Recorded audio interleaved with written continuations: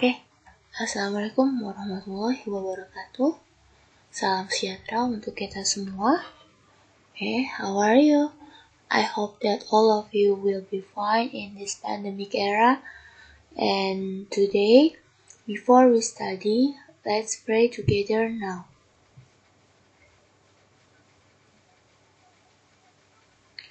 Finish? Okay. And today kita akan belajar pada mata pelajaran etika profesi akuntansi, yaitu mengenai etika profesi bidang akuntansi dan keuangan. Jadi pada hari ini kita akan belajar ini. Oke. Sebelum memasuki materi, alangkah baiknya kita mengetahui terlebih dahulu kompetensi dasarnya. Kompetensi dasarnya yaitu KD 3.3 mengenai menerapkan etika profesi dalam bidang akuntansi dan keuangan, serta 4.3 melakukan pengecekan etika profesi dalam bidang akuntansi dan keuangan dalam pelaksanaan pekerjaan. Jadi kayak lebih implementasinya di dalam pekerjaan. Oke. Lalu tujuan dari pembelajarannya diharapkan nanti setelah mempelajari KD ini, peserta didik dapat memahami definisi etika, profesi, dan kode etik, memahami ruang lingkup etika profesi akuntan, menerapkan etika profesi dalam bidang akuntansi dan keuangan, serta melakukan pengecekan etika profesi dalam bidang akuntansi dan keuangan, serta pelanggaran kode etik profesi. Jadi kira-kira target kita tentang lesson ini, tentang pembelajaran ini adalah 4 hal yang tertera pada slide ini. Oke. Next slide.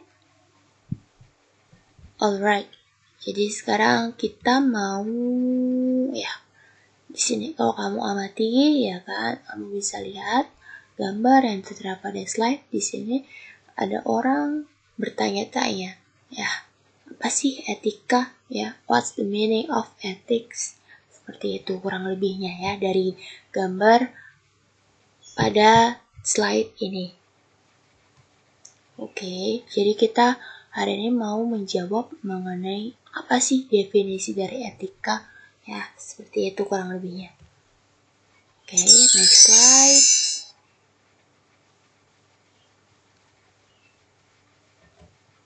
Di sini, before we're discussing about ethics, let's guess the answers on the picture after this slide. Jadi sebelum kita bersama-sama mendiskusikan mengenai etika, mari kita menebak jawaban dari gambar yang akan terdapat setelah slide ini. Apakah ini betul atau masih 50-50 atau correct atau betul seperti itu Jadi false or true. Oke, prepare yourself. Alright. The first picture.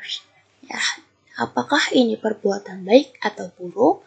Oke, mari kita amati gambarnya.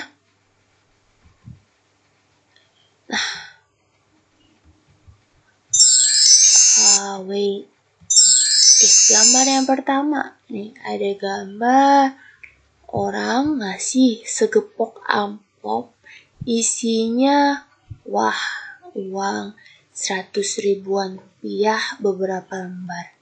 Kira-kira ini perbuatan baik atau buruk Ayo coba kamu jawab di dalam pikiran kamu. Oke. Lalu the next pictures. Second picture. Bagaimana dengan gambar yang ini? Oke, di sini ada gambar orang lagi berkendara di atas sepeda motornya, tapi sambil menelepon orang. Seperti itu. Ini kurang lebihnya True or false sih? Ini perbuatan baik atau buruk ya? Oke, silakan dijawab di dalam pikiran kamu. Lalu next, the third picture, ya gambar ketiga. Kalau yang ini gimana nih? Ini ada gambar orang-orang ngegebukin satu orang. Jadi anggap aja ini lagi main hakim sendiri ya. Padahal kan Indonesia negara hukum nih. Nggak boleh nih yang namanya main hakim sendiri, ngeroyok satu orang seperti ini ya. Oke, kira-kira kalau gambar yang ini baik atau buruk ya? Oke, silakan dijawab. Please answer. Oke, the next slide. Alright, the fourth picture. Bagaimana kalau yang ini? Oke, gambar pertama ada anak-anak yang sebelum berangkat sekolah, dia berpamitan kepada kedua orang tuanya. Lalu ada seorang relawan yang dia rela melakukan pemeriksaan kesehatan kepada masyarakat setempat, ya. Lalu kemudian di sini ada gambar orang-orang saling bekerja sama secara transparansi, tidak seperti di gambar yang pertama, di dalam dunia bisnis. Nah, gimana nih kalau ini? Perbuatan baik atau buruk ya?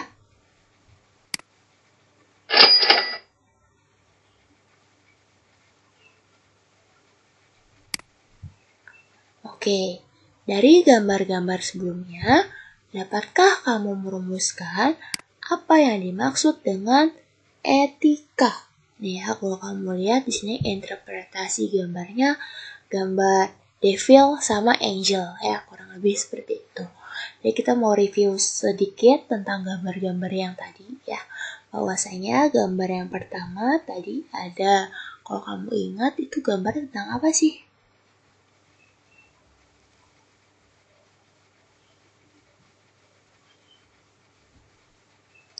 Jadi yang gambar pertama kurang lebihnya gambar penyogokan ya, penyuapan seperti itu. Cenderung kepada yang namanya korupsi. Apalagi kalau kita nantinya bekerja di bidang akuntansi dan keuangan, celah-celah korupsi itu akan terbuka sangat lebar seperti itu. Nah, itu termasuk dalam perbuatan yang buruk. Lalu yang kedua tadi ada orang yang menelepon saat tengah berkendara. Itu juga bisa dikategorikan sebagai perbuatan yang buruk. Lalu tadi gambar yang ketiga ya, ada orang yang apa? Tadi gambar ketiga. Oke, tadi gambar ketiga ada orang main hakim sendiri. Itu juga perbuatan yang buruk. Lalu kemudian gambar keempat itu adalah kumpulan dari gambar-gambar yang mencerminkan perbuatan baik ya. Mulai dari etika dalam berbisnis yang baik bagaimana, lalu tadi berpamitan sebelum berangkat kepada orang tua, dan juga melakukan pemeriksaan kesehatan ya kepada masyarakat setempat secara gratis seperti itu. Oke, jadi apa yang dimaksud dengan etika?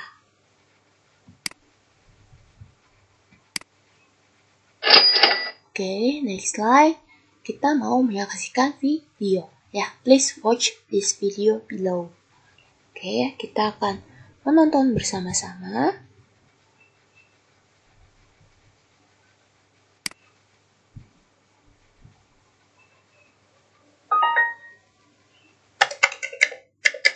Ethics. The term ethics often describes the investigation and analysis of moral principles and dilemmas. Traditionally, philosophers and religious scholars have studied ethics. More recently, scholars from various disciplines have entered the field, creating new approaches to the study of ethics, such as behavioral ethics and applied ethics. The term ethics can also refer to rules or guidelines that establish what conduct is right and wrong for individuals and for groups.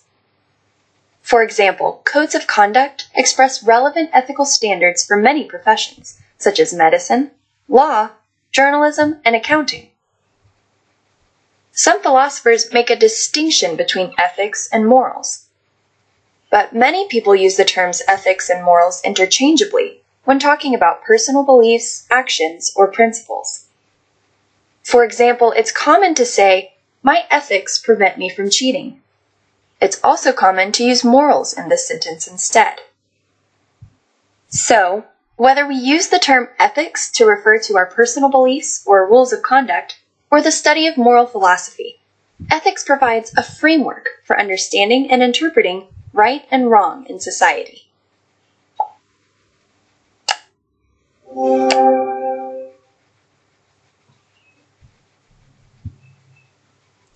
Oke, jadi video tadi diambil dari channelnya The University of Texas ya, Business School of Business, seperti itu ya. Nanti kamu bisa tonton tayangan videonya secara ulang apabila yang tadi kurang ya, di link yang tertera pada slide ini ya. Oke, lalu selanjutnya next slide. Nah, kita udah mulai memasuki materi inti ya. Apa sih yang dimaksud dengan etika? Tadi udah ada video pengantar sedikit. Nah, ini kita mau bahas definisi etika ya. Di sini ada menurut Martin secara etimologi. Ya, jadi menurut Martin, the discipline which can act as performance index or reference for our control system. Jadi di sini dikatakan menurut Martin bahwasanya ethics is the discipline which can act as performance index or reference for our control system. Dengan demikian nih, etika memberikan semacam batasan ya maupun standar ya yang akan mengatur ya pergaulan kita, pergaulan manusia di dalam kelompok sosialnya atau yang lebih dikenal dengan self control ya, control system seperti itu. Karena segala sesuatunya dibuat dan diterapkan dari dan untuk kepentingan kelompok sosial atau profesi itu sendiri. Lalu definisi kedua ada secara etimologi ya. Kata etika berasal dari bahasa Yunani, di mana yaitu ethos yang berarti watak kesusilaan atau adat kebiasaan, dan juga di sini etika biasanya berkaitan erat dengan perkataan moral yang merupakan istilah dari bahasa Latin mos dan dalam bentuk jamaknya mores yang berarti juga adat kebiasaan ya. Jadi di sini kalau secara etimologinya kata etika berasal dari kata ethos ya, yang bisa dimaknai sebagai watak ataupun adat kebiasaan ya, dan juga bisa juga berkaitan dengan moral. Oke. Next slide. Next slide kita mau bahas ya, masih di definisi etika. Di sini ada menurut KBBI, Kamus Besar Bahasa Indonesia, kemudian menurut Aristoteles. Ya, di sini menurut KBBI bisa diartikan bahwa etika adalah ilmu tentang baik dan buruknya perilaku, hak dan kewajiban moral, sekumpulan asa atau nilai yang berkaitan dengan akhlak. Ya, jadi kalau etika itu bisa kayak baik atau buruk seperti itu, good or bad. Ya. Lalu kemudian di sini ada definisi menurut Aristoteles ya. Di sini ada dua definisi ya. Bisa dari sudut pandang terminus technicus dan juga manner and custom. Kalau kata Aristoteles di sini ya, kalau secara tekniknya nih ya, etika itu dipelajari sebagai ilmu pengetahuan yang mempelajari suatu problema tindakan atau perbuatan manusia. Jadi kayak ilmu yang mempelajari tentang permasalahan dari tindakan maupun perbuatan manusia, ya. Oke, human action seperti itu. Sementara kalau dipandang dari sudut pandang mannernya nih ya, di sini etika merupakan suatu pembahasan etika yang terkait dengan tata cara dan adat kebiasaan yang melekat dalam kodrat manusia yang sangat terkait dengan arti baik dan buruk suatu perilaku, tingkah laku, atau perbuatan manusia. Jadi lebih menekankan ya pada kodrat manusia. Ya, dimana biasanya kalau kita tiap manusia pasti ada sisi hitam dan putih, sisi buruk maupun sisi baiknya, seperti itu. Nah, itu kurang lebih definisi etika menurut Aristoteles. Ya, oke, next slide kita mau membahas mengenai. Nah, di sini etika ya dapat dibagi menjadi dua. Ya, klasifikasinya kurang lebih ada etika umum dan etika khusus. Di mana di sini etika umum membahas tentang ketentuan dasar bagaimana manusia bertindak. Ya, kemudian decision making, mengambil keputusan, dan prinsip-prinsip moral dasar yang menjadi pedoman manusia dalam bertindak, serta etika menjadi sebuah tolak ukur ya dari atau dalam menilai baik buruknya suatu perilaku ya. Ya bisa menjadi tolak ukur ya apakah perbuatan kita baik atau buruk seperti itu. Sementara kalau lebih khususnya ya etika khusus berupa penerapan prinsip-prinsip moral dasar dalam bidang tertentu, lebih kepada implementasinya. Etika khusus di sini bisa dibagi lagi menjadi dua, yaitu etika individual dan sosial ya. Di mana semisal etika individual itu berkaitan dengan kewajiban dan sikap manusia terhadap dirinya sendiri ya. Jadi terhadap diri kita sendiri nih, tiap pribadi manusia. Sementara kalau etika sosial dia terbagi menjadi banyak bagian atau bidang-bidang khusus lainnya. Nah, pembagian ini ya bisa kita lihat yang pertama ada etika keluarga, lalu etika profesi, ada etika lingkungan, etika ideologi, etika politik, dan sikap terhadap sesama. Ya, untuk pertemuan selanjutnya kita akan lebih mengkaji mengenai yang nomor 2, yaitu etika profesi. Seperti itu. Oke, next slide. Masih di definisi etika ya. Di sini etika ya bisa dipandang ya dari etika deskriptif dan juga etika normatif. Dimana kalau deskriptif ya dari namanya deskriptif berarti dia menelaah secara kritis dan rasional tentang sikap dan perilaku manusia serta apa yang dikejar oleh setiap orang dalam hidupnya sebagai sesuatu yang bernilai. Lebih simpelnya ya, lebih sederhananya, arti etika deskriptif ini berbicara mengenai fakta ya, data yang faktual secara apa adanya seperti itu ya. Jadi menelaah secara kritis dan rasional tentang sikap dan perilaku manusia berdasarkan fakta yang apa adanya.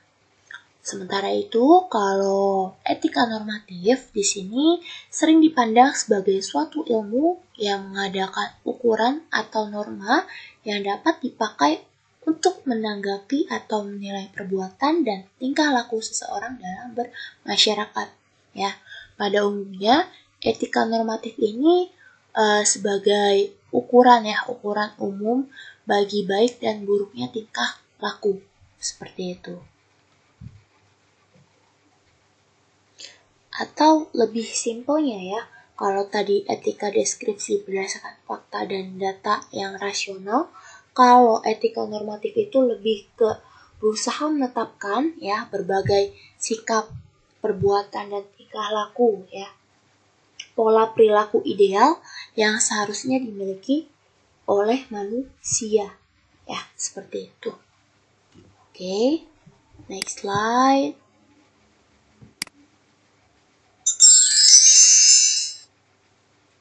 Oke, next slide. Di sini jadi kesimpulannya apa sih? Seperti itu.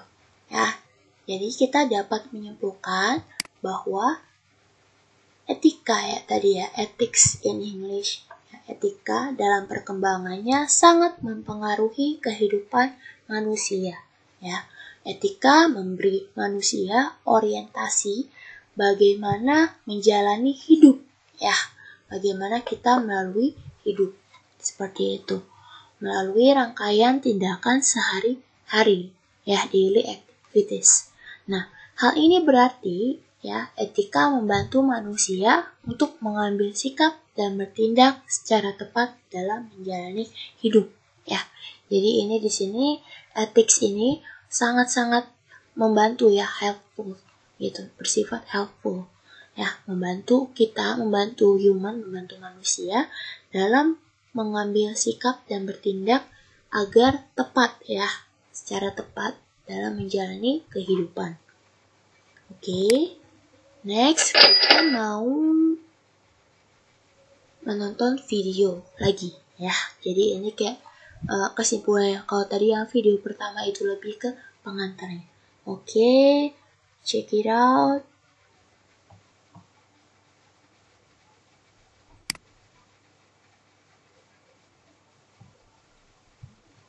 BrainPop.com for much more.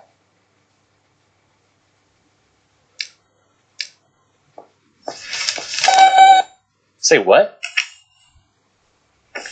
Dear robot ethicist, Mr. Anderson pays me $6 an hour to mow his lawn.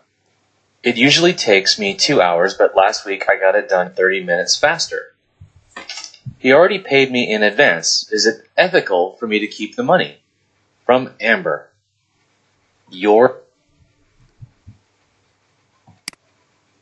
Oke, jadi di sini dikatakan nih, Mr. Anderson ini membayar $6 ya per jamnya ya. Nah, ini tuh biasanya makan waktu 2 jam.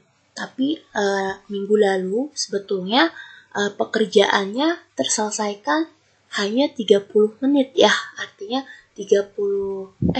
di sini pekerjaan minggu lalu terselesaikan 30 menit lebih cepat. Ya, tadinya 2 jam biasanya. Nah, minggu lalu itu cuma 1,5 jam. Nah, sebetulnya dia sudah membayar saya, ya. Nah, ini apakah etis ya untuk saya untuk menyimpan uang tersebut? Kurang lebih seperti itu maksudnya. Oke, kita saksikan lagi. You're the paper's new ethics columnist? Okay, let's see your response. Dear Amber, ethical schmethical, just live in the moment. Best, Moby. Do you even know what ethics is? Alright, how should I begin? If you've ever watched a nature video, you may have noticed that animals behave a little selfishly. They act on their urges without much regard for other creatures. People are a little different. We care about how our actions will affect others. But we are part of the animal kingdom, so we still struggle with selfish urges. We want stuff for ourselves, whether it's food and money, or more complex things like love and popularity. Can you imagine what would happen if everyone acted on these desires? Yep, total breakdown in society. Fortunately, we've evolved a sense of morality, or right and wrong. This sense guides us to believe in certain values. Lying is wrong, kindness is good, that sort of thing. Nah, ini nilai-nilai tadi yang terdapat, yang dapat membantu kita membuat pilihan keputusan etis yang kita rasa baik, Ya, seperti itu. Ada di sisi sebelah kiri ada good, di sisi sebelah kanan ada bad. Kalau misalnya di sisi baik kita berbicara mengenai cinta, maka sebaliknya ada benci. Lalu jika di sisi baiknya kita berbicara mengenai kejujuran, honesty, maka sisi lawannya adalah kebohongan ya, lain. Kemudian kalau di sisi baiknya kita berbicara mengenai perbuatan yang baik, maka di sisi lawannya kita berbicara mengenai kekejaman. Values, in turn, help us make ethical decisions, choices that we feel good about. So you can think of ethics as a set of guidelines for behaving morally. Well, let's take this first letter of yours. If you take $12 for mowing the lawn in 90 minutes, your wage will be $8 an hour.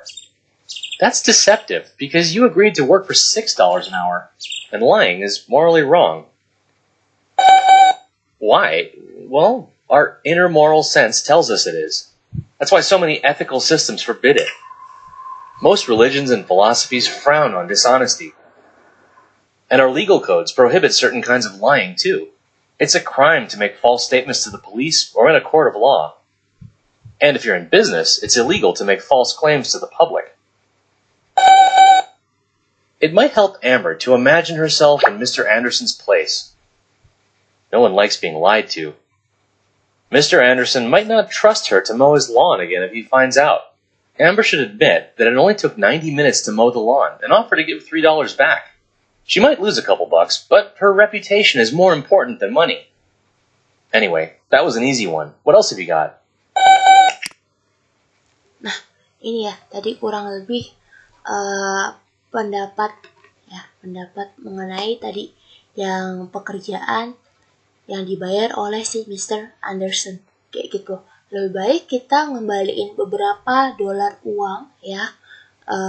Dimana tadi kita hanya memotong rumput 1,5 jam ya, bukan 2 jam, tapi kita nggak kehilangan reputasi pekerjaan kita dibandingkan kita menerima seluruh uangnya, tapi apabila di kemudian hari Mr. Anderson tahu yang sebetulnya, maka dia tidak akan menggunakan jasa kita lagi untuk memotong rumput tersebut ya. Jadi kurang lebih ini kasus ya, kita udah masuk kepada studi kasus ya dari etika. Oke, kita lihat lagi berikutnya. Dear Robot Ethicist, yesterday I caught my friend Steve cheating off my test. He's never done it before, and he begged me to keep it secret. If his parents find out, he'll be grounded for weeks. What should I do? Oke, lalu di sini kasus kedua adalah kemarin ya. Saya menangkap teman saya, si Steve ini tuh lagi menyontek pada ujian ulangan seperti itu. Dia tuh nggak pernah menyelesaikan tes itu sebelumnya ya, dan dia reject. Oke, jadi ini tadi kasus kedua ya. Yang tadi si Steve itu mencontek ya di tes. Dia tuh nggak pernah melakukan atau menyelesaikannya sebelumnya, dan dia memohon kepada saya untuk mengekip ya, menjaga rahasia itu, rahasia bahwa dia mencontek. Nah, apabila ya jika orang tuanya tahu nih, if his parents find out, he'll be grounded for weeks. Nah, dia pasti akan ya tahu sendiri dua cocoknya nama orang tuanya. Nah, si Anton ini nanya, what should I do? Apa yang harus saya lakukan? Nah, apalagi kan Anton ini posisinya adalah Steve's friend, ya, temannya Steve. Oke, nah kalau kamu di posisinya si Anthony, what should you do? Apa yang kamu lakukan? Oke, coba kita lihat penyelesaian kasusnya.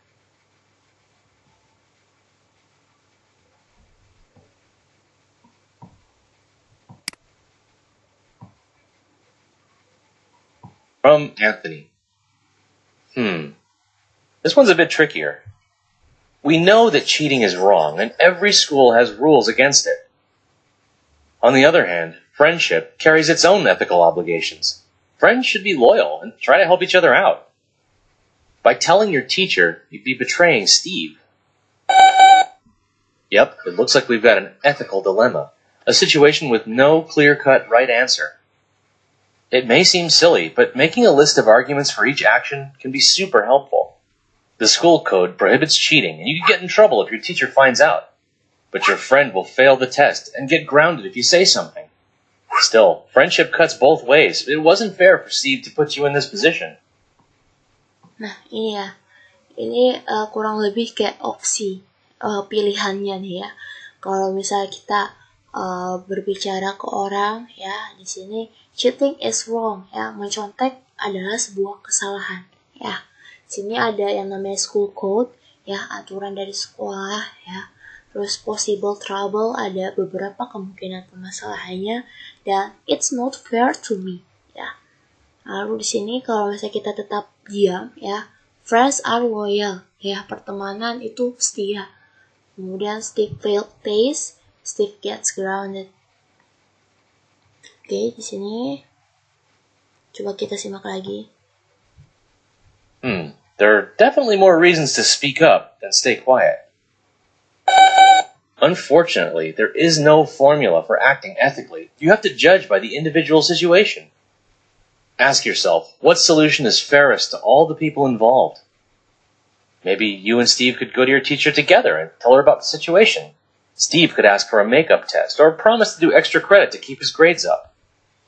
That way, he won't get away with cheating, and you won't betray his trust. No, I was happy to help, but it wouldn't be ethical for me to answer all your letters. You're going to have to rely on your own moral compass for the rest of these.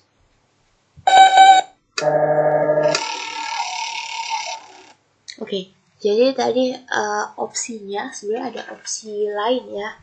Steve dan Anthony bisa menghadap bersama-sama ke guru dan menjelaskan situasi yang terjadi. Ya, bisa meminta ujian make up ya, ujian susulan ya, atau peningkatan nilai seperti itu kepada guru yang bersangkutan agar nilainya Steve bisa lebih ya, tapi tanpa melakukan kecurangan. Dan juga si Anthony tadi ya yang mempunyai masalah dilema etika, dia nggak dicap sebagai pengkhianat dalam pertemanan di antara mereka berdua. Ini the best solution ya yang bisa kita tawarkan dari etika ya, bahwasanya etika itu tadi kan baik dan buruk. Oke.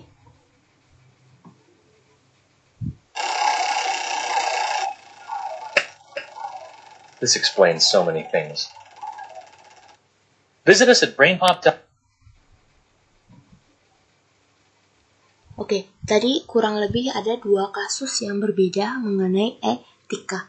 Yang satu tadi mengenai implementasinya di dalam pekerjaan, lalu yang kedua implementasinya di dalam kehidupan sehari-hari. Ya, biasanya kita sebagai manusia cenderung mengalami dilema ya. Akankah kita berbuat good atau bad seperti itu ya? What should we do? Good or bad action? Seperti itu ya. Nanti untuk lebih jelasnya lagi kamu bisa merewatch ya, menonton ulang tayangan video yang tadi dengan link di bawah ini. Oke, next slide. Kita mau membahas ya mengenai, nah di sini udah masuk ke profesi ya. Udah masuk ke profesi. Di sini kalau kamu lihat gambar di sudut kanan atas, ini terdapat 2 orang sedang berjabat tangan. Ya kurang lebihnya anggap aja ini mereka sedang melakukan pekerjaan ya. Mereka sedang berbisnis, mereka berdua adalah rekan bisnis. Seperti itu.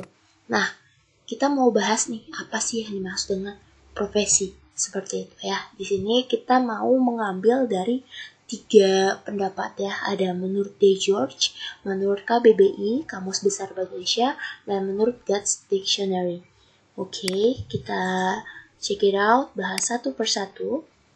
Yang pertama menurut D. George, di sini pekerjaan yang dilakukan sebagai kegiatan pokok untuk menghasilkan nafkah hidup dan yang mengandalkan suatu keahlian. Intinya adalah sebuah pekerjaan di mana membutuhkan skill, keahlian, dan dari skill tersebut, dari keahlian yang kita punya, bisa menghasilkan nafkah ya, menghasilkan money, menghasilkan nafkah untuk kita, untuk kehidupan pribadi kita, seperti itu. Lalu yang kedua, menurut KBBI, di sini profesi adalah bidang pekerjaan yang dilandasi pendidikan keahlian, ya bisa berupa keterampilan, kejuruan, dan sebagainya. Contoh profesi itu misalnya ada dokter, kemudian pengacara, hakim, guru, akuntan, ya, kemudian polisi, dan sebagainya. Di mana sebelum berkecimpung di dalam pekerjaan tersebut, kita menempuh yang namanya pendidikan, ya, dalam jangka waktu tertentu yang harus diselesaikan. Sehingga dari adanya pendidikan tersebut, ya, kita memperoleh skill, berbagai keahlian yang dibutuhkan pada bidang pekerjaan tersebut. Lalu yang ketiga ada menurut Goods Dictionary. Di sini, etika biasanya berkaitan erat dengan perkataan moral yang merupakan istilah dari bahasa Latin I'm sorry, this is the explanation of etika, ya. Nanti PPT-nya sebelum saya kirimkan saya revisi terlebih dahulu, ya. Di sini menurut Goods Dictionary of Education mendefinisikan profesi sebagai suatu pekerjaan yang meminta persiapan spesialisasi yang relatif lama di perguruan tinggi dan dikuasai oleh suatu kode etik yang khusus. Oke, jadi kalau tadi di sini menurut Goods Dictionary, di sini pekerjaan yang meminta persiapan spesialisasi yang relatif lama. Jadi ya, contohnya kalau dokter, untuk menjadi seorang dokter itu perlu menempuh pendidikan di perguruan tinggi, ya, di mana memakan waktu yang relatif lama, kurang lebih 7 tahun. Ya, belum nanti koas, belum nanti menyatakan sumpah dokter dan sebagainya. Atau misalnya seperti profesi akuntan, di mana biasanya kita menempuh pendidikan di perguruan tinggi, ya, mengambil jurusan akuntansi, ya, kemudian kita menjalani tugas akhir yang menyiapkan skripsi hingga akhirnya kita sidang dan memperoleh gelar SE, ya, sarjana ekonomi. Ya, kemudian belum lagi nanti kita dibekali dengan brevet, ya, dan sebagainya. Ya, di sini menempuh waktu yang relatif lama, ya, persiapan spesialisasi yang relatif lama. Ya, sama halnya seperti psikolog atau psikiater untuk diizinkan untuk buka klinik tuh, ya, kurang lebih dia harus menempuh hingga jenjang S2 seperti itu, ya. Oke, itu kurang lebih dari definisi profesi, ya, tadi kita ambil dari 3. Oke, lanjut, next slide.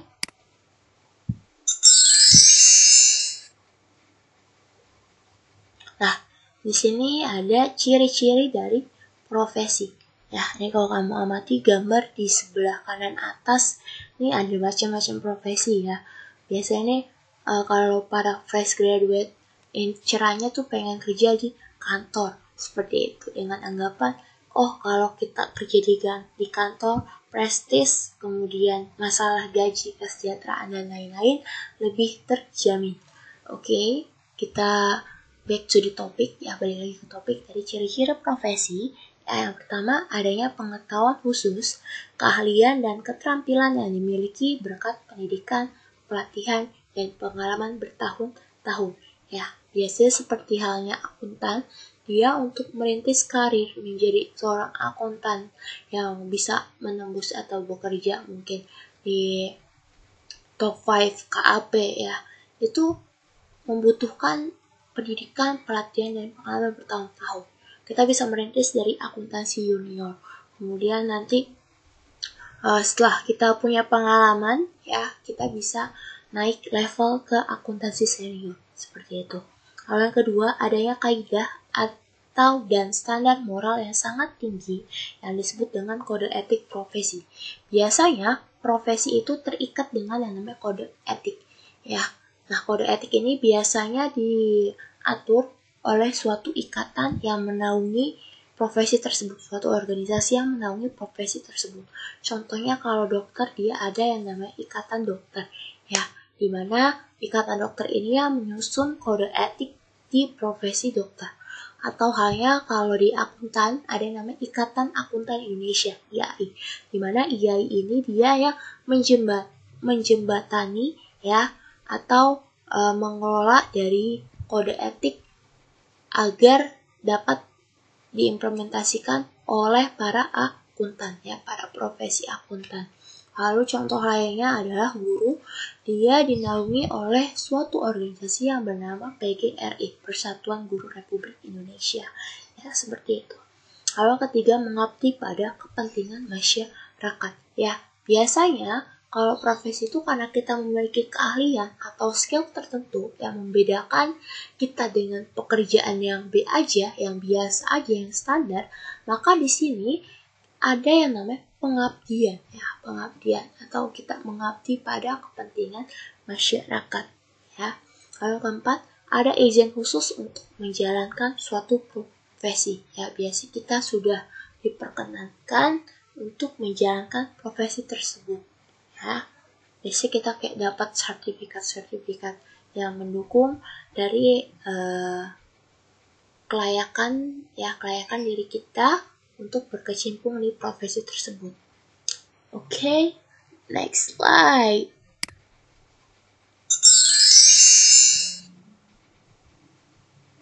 Oke, nah di sini kita mau bahas prinsip etika profesi, ya, dimana prinsip etika profesinya ini bisa kita bagi menjadi 4 ya. Yang pertama ada tanggung jawab, kedua keadilan, ketiga otonomi, yang keempat integritas moral.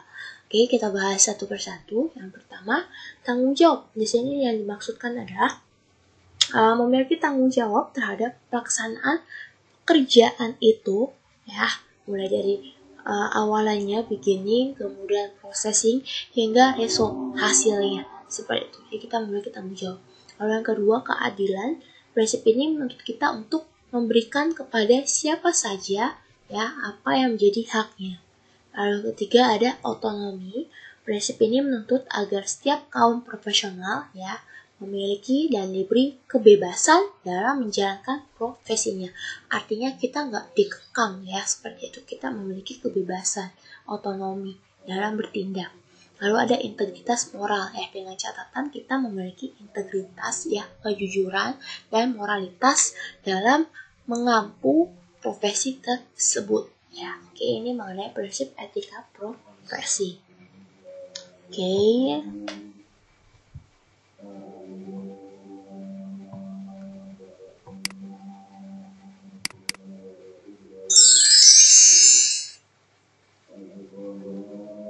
Ya, di sini ada peranan etika dalam profesi ya, di mana ternyata etika ini berperan ya dalam profesi. Yang pertama, suatu kelompok mempunyai tata nilai bersama untuk mengatur kehidupannya. Diartikan bahwa pemahaman tentang etika itu gak hanya dimiliki oleh satu atau dua orang saja di dalam organisasi tersebut, tapi bisa diharapkan hal ini meluas ya kepada setiap kelompok masyarakat. Sehingga dengan tiap-tiap orang ini memiliki pemahaman tentang etika ya, maka tata nilai bersama untuk mengatur kehidupannya itu lebih baik lagi. Lalu yang kedua, terciptanya masyarakat profesional. Di sini salah satu golongan masyarakat yang mempunyai nilai yang menjadi landasan dalam pergaulan ya, baik dalam kelompok maupun masyarakat, sehingga tercipta masyarakat yang profesional dalam menjalani profesinya. Lalu yang ketiga, kritisi masyarakat menjadi semakin tajam ya ketika perilaku anggotanya ada yang menyimpang gitu ya, sehingga bisa dikritisasi seperti itu. Oke. Nah, di sini kayak gambar yang di atas nih, pojok kanan atas ya, ada gambar devil atau angel seperti itu. Diharapkan sih suatu tatanan kelompok masyarakat tersebut dapat terorganisir dengan baik ya dengan adanya etika ini. Oke. Kurang lebihnya ini saja yang dapat saya sampaikan. Oke. Untuk next meetingnya ya. Thank you very much. Next meeting kita bertemu lagi dengan materi Ini ya, kode etik profesi, ruang lingkup etika profesi akuntan, dan juga pelanggaran kode etik. So, see you next week ya. Kita akan membahas 3 materi di pertemuan selanjutnya. Thank you very much. Before we finish our lesson, let's pray together now. Okay, finish. Thank you very much. Goodbye. Assalamualaikum warahmatullahi wabarakatuh.